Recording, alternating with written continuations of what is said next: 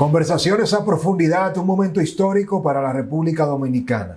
El futuro, el devenir de nuestra nación se decide este próximo 19 de mayo. Y con ello, ¿quién dominará el Congreso Nacional? ¿Quién ganará las próximas elecciones?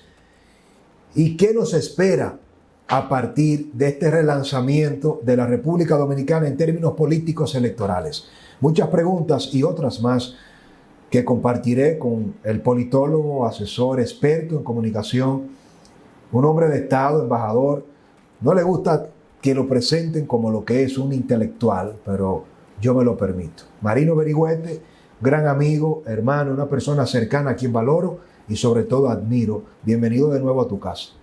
Gracias, hermano. Yo creo que soy uno de los principales activos de este programa. Digo que soy principal y activo de este programa porque yo todos los días lo veo. Entonces, como los activos se suman en base a la vista, pues yo soy un activo de esto porque yo lo veo todos los días, el demócrata. Qué privilegio. No, no es un privilegio. Simplemente yo creo que tú has hecho un espacio en la comunicación, como hacía tiempo que no se hacía, y sobre todo ha llevado a la teleaudiencia, ¿no? ¿Cómo se llamaría? Sí. YouTube audiencia. YouTube audiencia. Y ahora en televisión, a la teleaudiencia también. Estamos en las dos frecuencias. Pero te ha ganado un espacio y yo creo que eres parte de la generación de comunicación, de lo que hacen comunicación realmente en esta época. Así que yo soy el complacido, yo soy el que te agradezco en estar aquí en tu espacio. Y aquí estoy, listo para servir, y más después que me brindaste el té que yo me gusta tomar aquí en tu programa. Y yo privilegiado, y también coincidimos en esos gustos. Marino, empecemos precisamente por la pregunta clave. ¿Quién ganará las elecciones este próximo 19 de mayo? Mira, Francisco, una campaña electoral se organiza entre 18 meses a 2 años.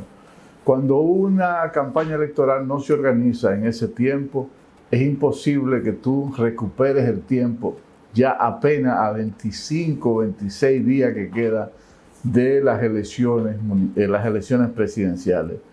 Lamentablemente lo que va a haber, digo lamentablemente para la oposición, lo que va a haber aquí es una reedición de lo que pasó en la campaña, en el proceso municipal. El partido de gobierno lleva la ventaja. Las campañas se ganan por aciertos y se pierden por desaciertos. Lamentablemente la oposición no supo armar un proyecto que pueda calar o que pueda tener cierta credibilidad en el electorado dominicano. Hoy se ve un Luis Abinader caminando solo, se ve una oposición que ni siquiera se siente. La gente me pregunta a mí, pero estamos en campaña. Y digo, sí, estamos en campaña, lo que pasa es que ha cambiado. Entonces, frente a ese escenario que se presenta apenas a 25 o 24 días, es muy difícil que se varíe. Ahora mismo la oposición está peleando por ganar un 5%, o sea, por permanecer en la boleta, por tener los fondos de los que le corresponde a los partidos. La oposición no está peleando, oye bien, por un espacio en el poder. La oposición está peleando por mantener la personalidad jurídica y por mantener los fondos del Estado que le llegan a través de la Junta Central Electoral. Por lo tanto, como dijo Juan Gravier a una entrevista que le hizo a alguien, lo que está a la vista no necesita decirse. Parece que el presidente, sus asesores, han hecho una campaña por el libro, han hecho una campaña permanente desde el primer día hasta el día de hoy, y yo creo que el presidente tendrá un porcentaje, aunque ellos marcan un 63, un 64. Yo creo que nosotros vamos a tener una puntuación entre un 54 a un 56% en el próximo torneo electoral. Pero esas son mis predicciones, tal y como te lo dije en la municipal. Y en la municipal tuve el acierto. Acertaste. Ahora muy mismo, parecido al pronóstico que hizo Sumetris, precisamente la firma de investigación con la que nuestro grupo de comunicación El Demócrata tiene una alianza estratégica, y cuando contrastamos tu predicción en El Demócrata semanas antes del proceso con la investigación y luego con los resultados, fue una coincidencia prácticamente exacta. Debo reconocerlo. Ahora te lo digo igual. Nosotros tendremos una oposición que sacará entre un 9 a un 10, un partido y otro. ¿Qué partido 9-10? ¿PLD? PLD. El PLD sacará entre un 9 a un 10%. Leonel, segundo lugar, ¿con cuánto? Leonel sacará entre un 19 a un 23%. A propósito de esa predicción, ¿qué representa desde tu punto de vista como experto, un hombre de Estado que has manejado campañas y has asesorado a presidentes, a vicepresidentes? Con Balaguer estuviste jugando un rol estelar, siendo muy joven, luego con Jacinto Peinado, con Fernando Álvarez Bogar, con Carlos Andrés Pérez, con tanta gente de Estado. Y ahora le pregunto al hombre de las vivencias, ¿cómo asimilar tanto poder de Leonel Fernández, un faraón, un líder aclamado por tanta gente, crear tan exitosamente como lo hizo, porque hay que reconocerlo, un nuevo partido, aunque salió del viejo, del PLD, pero lo hizo en tiempo récord, y tener un desempeño electoral en febrero tan deplorable y quedarse en una frontera de un 20% en unas presidenciales? ¿Estaremos llegando al ocaso, al final de la carrera política de Leonel Fernández o no? Mira, Francisco, Leonel hereda el liderazgo de Joaquín Balaguer, de Juan Bosch y de Peña Gómez. Ese es el último referente de esa época. En esa época, las campañas electorales se hacían diferente a como se hacen hoy. Hoy existe lo que se llama la inmediatez. En la época de esos grandes líderes no existía la inmediatez. La inmediatez se inaugura con Obama, que inaugura las campañas electorales en las redes sociales.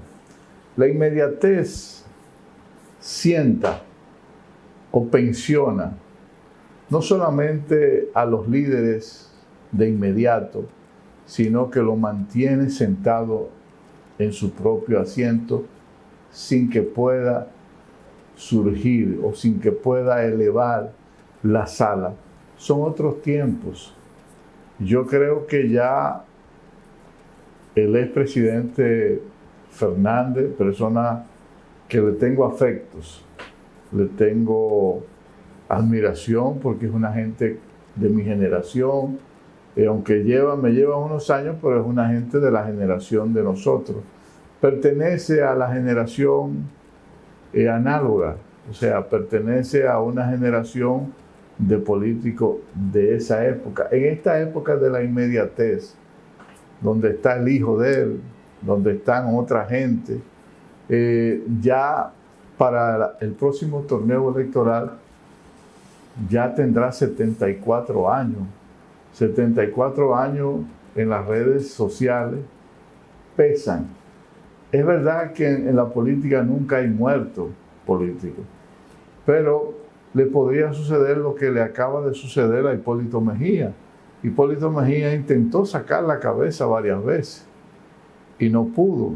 Hipólito Mejía fue un líder que surgió dentro de las filas del PRD en una época determinada, pero en la época de las redes sociales, en la época donde hay una generación de políticos que está ahora mismo emergiendo, en la época donde la inmediatez, donde el Twitter, donde el Facebook, donde el YouTube presentan inmediatamente las condiciones favorables o desfavorables de un candidato, yo creo que ya esa generación que no terminaba de morir, terminará muriendo. Pero no solamente el expresidente Fernández, sino el presidente Danilo Medina, también esos políticos ya que tienen 68 años, así como ahora Miguel Vargas, lo escribirían en salir. Es decir, que Leonel se lleva de paro a toda esa generación contemporánea. Pero no es Leonel. Sí, pero lo digo como símbolo, ¿no? Es la época. Porque Leonel evidentemente es quien tiene más condiciones, más músculos, más resultados electorales que mostrar. Es la época. Mira, cuando yo... Se está cerrando un ciclo. Cuando yo veo la oposición, por ejemplo, haciendo campaña electoral, llamando por teléfono, te habla fulano de tal. O sea, tú dices, pero ven acá, es que se han quedado en el siglo pasado, donde ya eso no ni siquiera, ¿dónde están los asesores? Ya en esta época del siglo XXI, el siglo XXI va a parir nuevo liderazgo. Va a parir nuevo liderazgo donde está su propio hijo. Su propio hijo tiene condiciones refrescantes, nuevas, que ganar aquí a él en el Distrito Nacional, por ejemplo, al PRM le va a hacer con muchas dificultades. A propósito, quisiera, si me lo permites, Marino, introducir ese escenario, luego de tu análisis brillante sobre lo que representa quizás el cierre de un ciclo, de una ola que se expande y se regresa ya a un pasado, como lo describe de cara a Leonel. Me gustaría plantearte el siguiente escenario para que lo puedas descodificar. En este ejercicio siempre lo veo como una descodificación de la política de la mano de un gran pensador como tú. Omar Fernández pone en juego su faja apostando a una senaduría que antes de la entrada del candidato del PRM en alianza, Guillermo Moreno, corrió muy fácil, porque el presidente, por razones muy complejas, no quería que fuera Faride. Ella no lo entendió, no se retiró a tiempo y recordamos que se quedó como en un limbo. No había candidato en el Partido Revolucionario Moderno, mientras que Omar jugaba la expectativa de si diputado, un segundo mandato, senador, ¿qué quieren que sea? Omar jugó a sus anchas y solo. Se ha construido muy bien, posicionamiento, aceptación, baja tasa de rechazo, pero tiene a Leonel al lado. Y ahora resulta que el propio Omar Fernández ha dicho, pensaba que iba a competir contra un contendor a la senaduría, no contra un presidente y un gobierno. ¿Podrá Omar ganarle a todo un gobierno? A Yayo Salobatón, a Wellington Guanó, a Fellito, a Carolina, a David Collado. ¿Le podrá ganar al poder? Si le gana Omar en ese escenario, y voy concluyendo en la contextualización por lo importante que representa esto, desde tu punto de vista, ¿no se convierte automáticamente en la figura política para el 28 Omar? Si Omar pierde, ¿no se descalifica él como relevo de Leonel y no le da la última estocada a Leonel? ¿Qué es todo lo que está en juego y qué piensas tú que va a pasar de cara a la senaduría entre Omar y Guillermo Moreno? Si Omar pierde, ganó. Si Omar gana, ganó. Los asesores de él parece que no son los mismos que los asesores de Leonel. Fíjate que él empezó una campaña que decía, la historia sigue. Tú no sabías si la historia seguía para diputado o no sabías si la historia seguía para candidato presidencial. Omar pensiona a su padre. Omar, si no gana, habrá rebasado el espacio de desconocimiento sobre lo que es la personalidad de él. O sea, un candidato a la presidencia de la República, con lo primero que lucha es con el desconocimiento. Un candidato lo primero que quiere luchar es con ser conocido. Después de este proceso electoral, Omar será una persona conocida, no solamente en el Distrito Nacional, que es la plaza más importante, sino en el territorio nacional.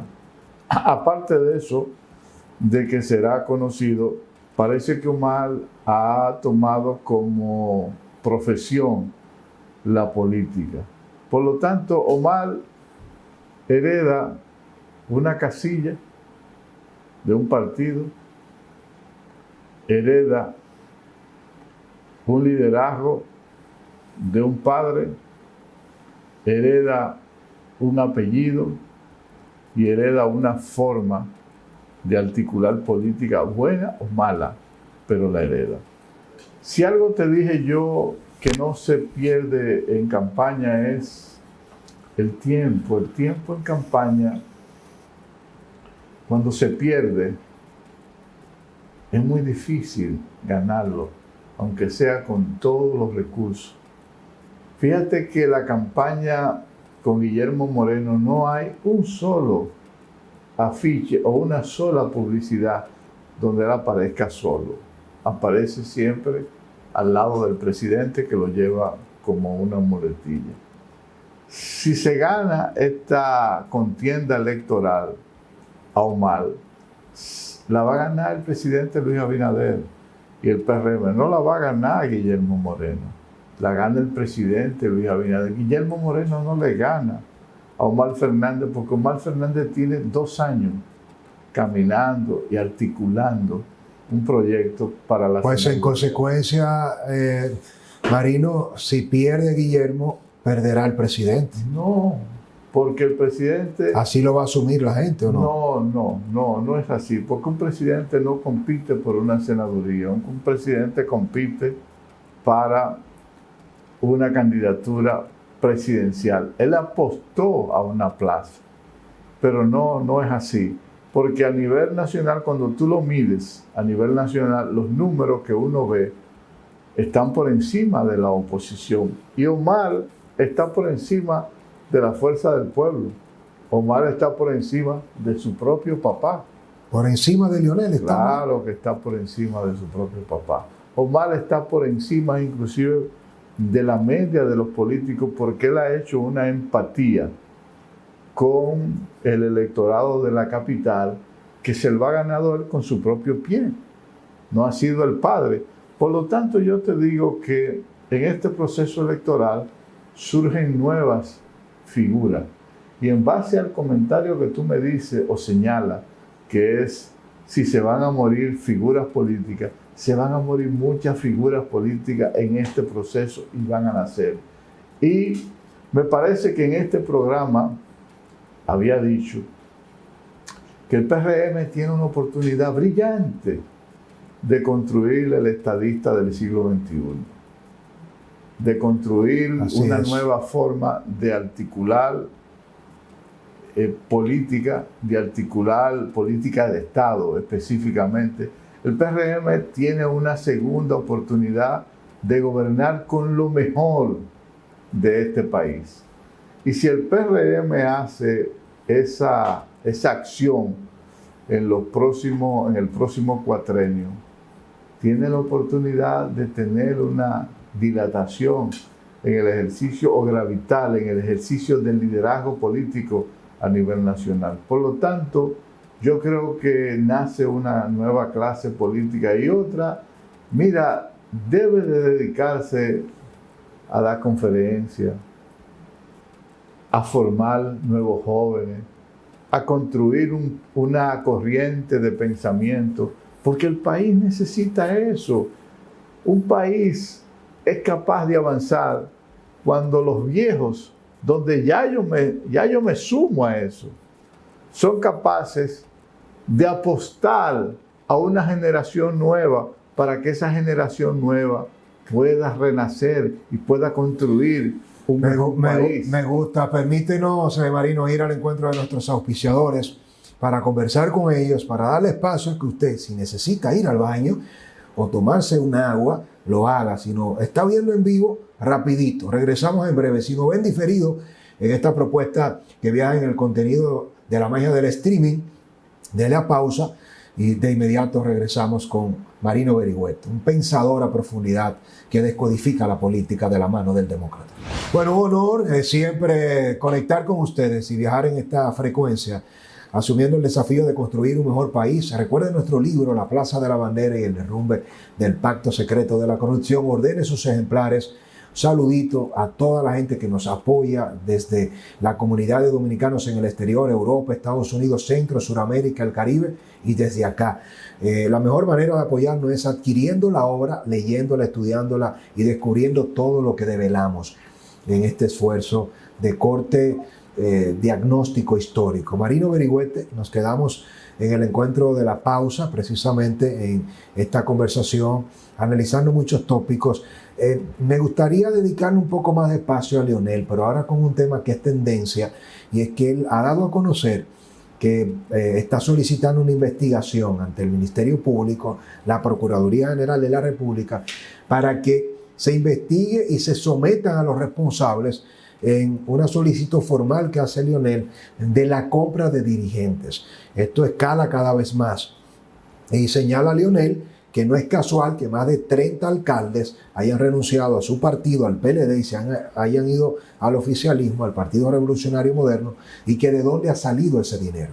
Entonces, ¿qué consecuencias puede tener esto? Y de paso, que me incluyas en tu análisis de esta investigación que solicita Leonel, el señalamiento que hizo Miguel Vargas Maldonado, miembro de Rescate RD, aliado de Leonel y de Danilo y su candidato en el PLD, Abel Martínez, en unas declaraciones que le dio en un desayuno en el Listín Diario, diciendo que los dirigentes en esta época del PRM se están vendiendo hasta fiados.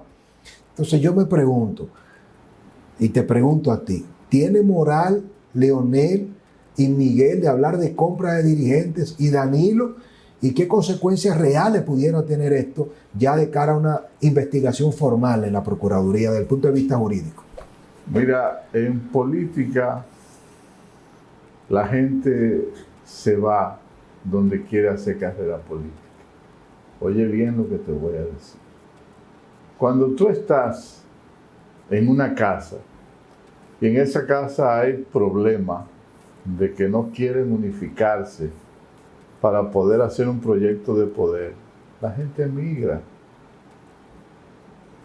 Yo he tenido siempre una posición, y creo que la he planteado en este programa varias veces,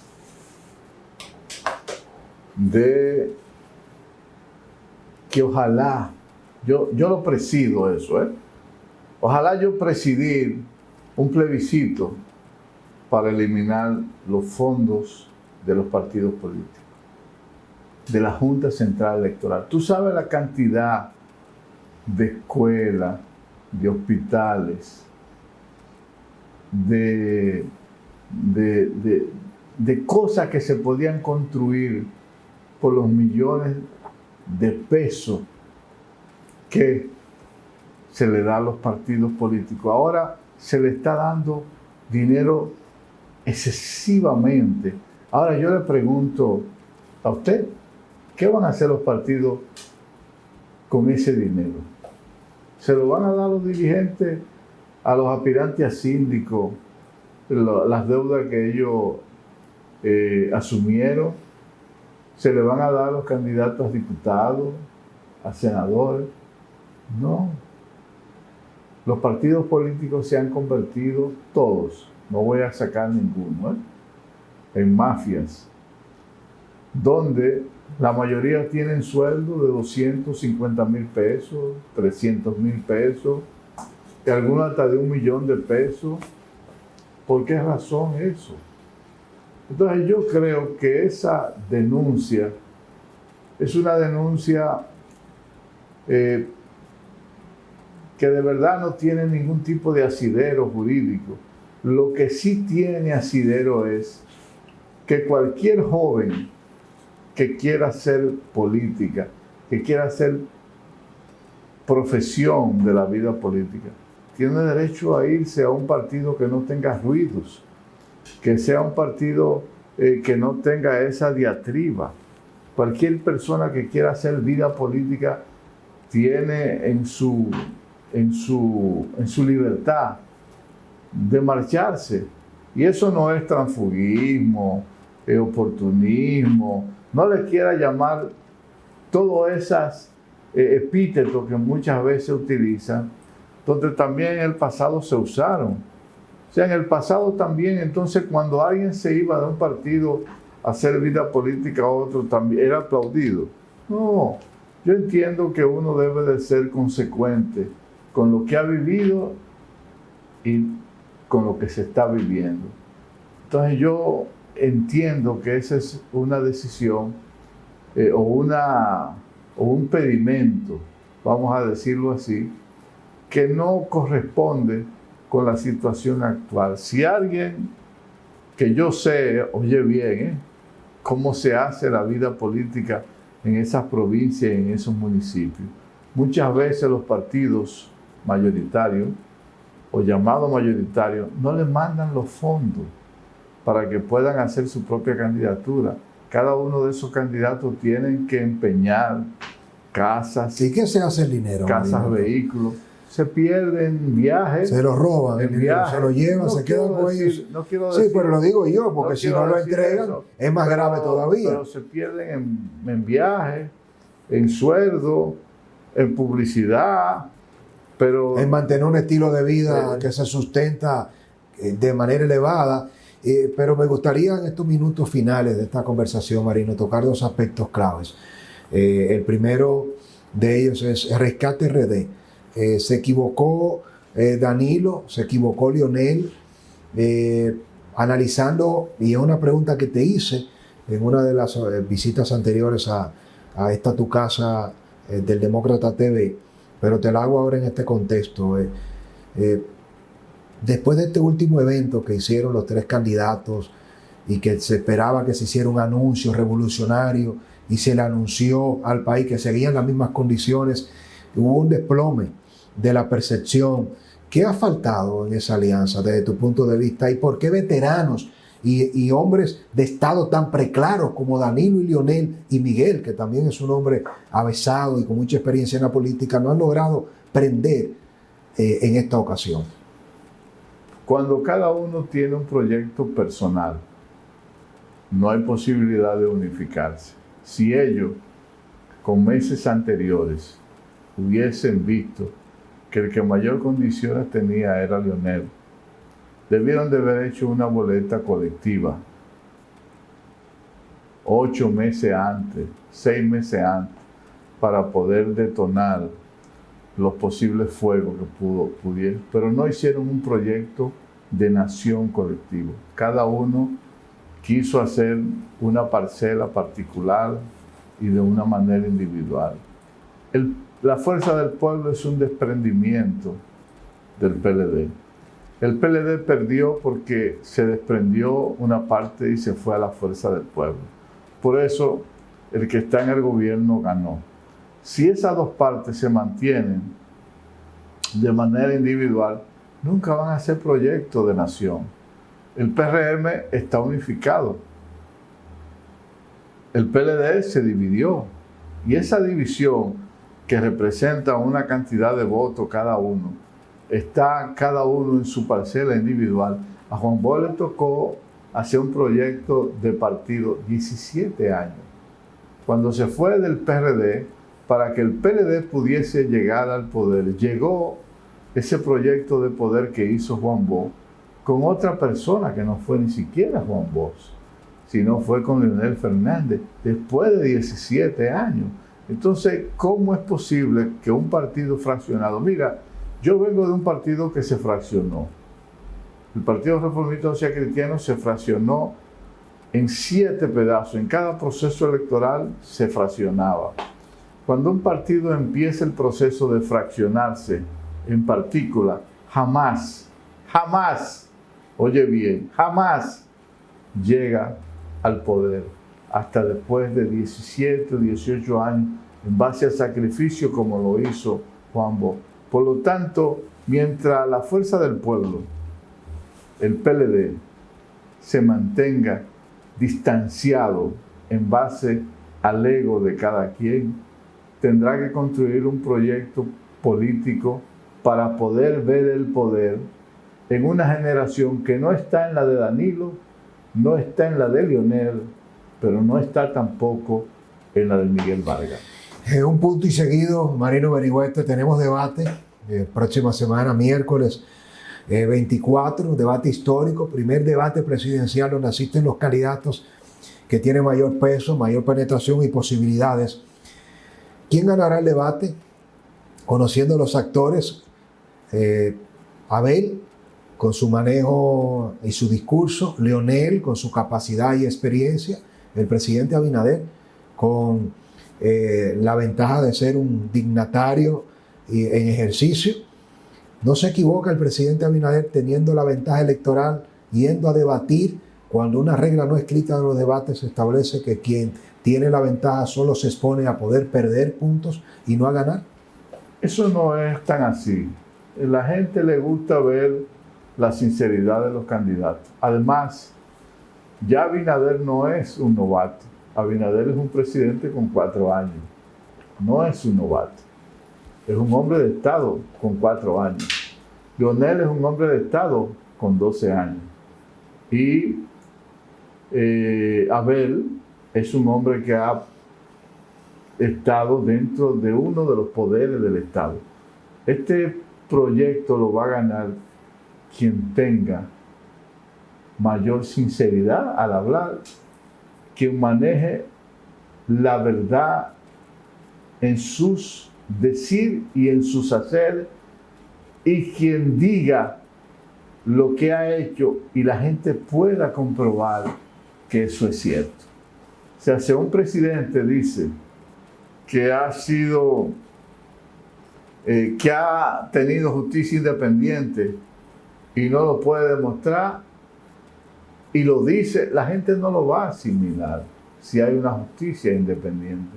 Si dice que ha combatido la corrupción y está agrupado o acompañado de gente que están permeados por la corrupción, la gente no lo va a creer, porque la gente no cree en lo que dice, sino en lo que ve. Muchas veces lo que dice no se compagina con lo que ve. Entonces va a ganar aquel candidato que diga lo que la gente vea. Interesante, muchas gracias Marino Berigüete, como es de costumbre, profundo, llano, directo, preciso, hablas con sentimiento y de eso se trata. También el desapego de muchas veces de poner tus intereses personales y ponerte al servicio de la nación. Esto es lo bueno. Gracias por ahora, como dijo Chávez. A todos ustedes, gracias por la compañía. Déjenme su comentario. ¿Qué piensa usted de lo planteado por el analista, politólogo, asesor político Marino Berigüete? ¿Quién gana el debate? ¿Quién pierde? ¿Quién gana? ¿Perdiendo Omar Fernández? ¿Ganando Guillermo Moreno? Está en juego mucho y nosotros somos los protagonistas. Usted tiene la oportunidad también de hacer historia. Antes de votar, dejándonos sus comentarios. Les leo. Bendiciones.